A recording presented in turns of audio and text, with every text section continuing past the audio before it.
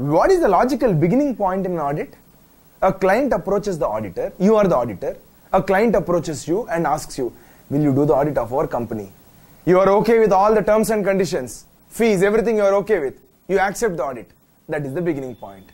If you don't accept the audit, the client has to go and search for another auditor. Great. Auditor accepted the audit. Then the first thing what the auditor will start doing is obtaining audit evidence.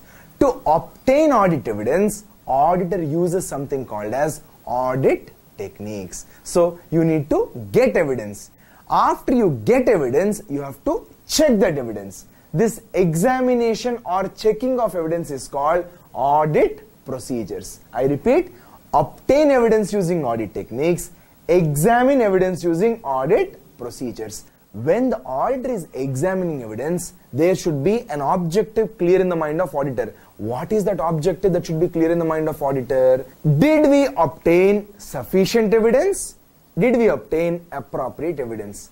Sufficiency refers to quantity of audit evidence. Appropriateness refers to quality of audit evidence. We will understand about this in detail in topics to come. So, sufficiency and appropriateness of audit evidence refers to quantity and quality of audit evidence. Now, listen carefully.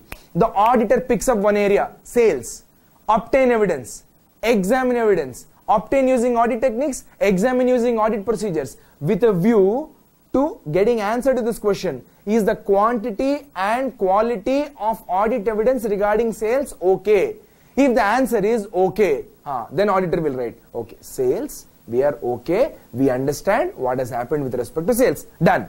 Next, auditor comes to purchases. Next area, purchases, obtain audit evidence, examine audit evidence regarding purchases. Again, check.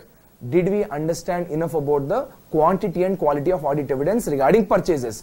Done? Right. Now conclude. Purchases, okay, not okay. Like this, auditor will run this process for all the critical areas of financial statements. Now, come to this summary. Sales, purchases, like this you have for different areas. Is the auditor expressing opinion on each area of financial statements? No. Auditor is expressing your opinion on financial statements as a whole. See, in a cricket team, there are so many players.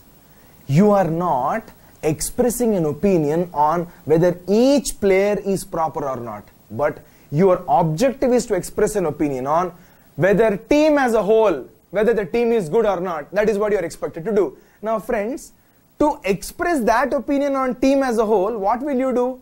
Batting, it's fine. Batting department, people are good. Bowling department, pace bowlers are good, spinners are good. Like this, you are checking and then you are saying, fine, overall, we are comfortable that team as a whole is okay. Like that, auditor is expressing an opinion on financial statements as a whole. This opinion should be appropriate. What do you mean by that? After carrying out audit, auditor has to choose an appropriate opinion. Do you recall the four types of opinions that we spoke about at the start of the standard? So everything is okay, except this everything is okay, it is not okay, we don't know whether it is okay or not. Like that there are four cards. Auditor should choose an appropriate opinion. That opinion, auditor will issue in the form of an audit report. That's it.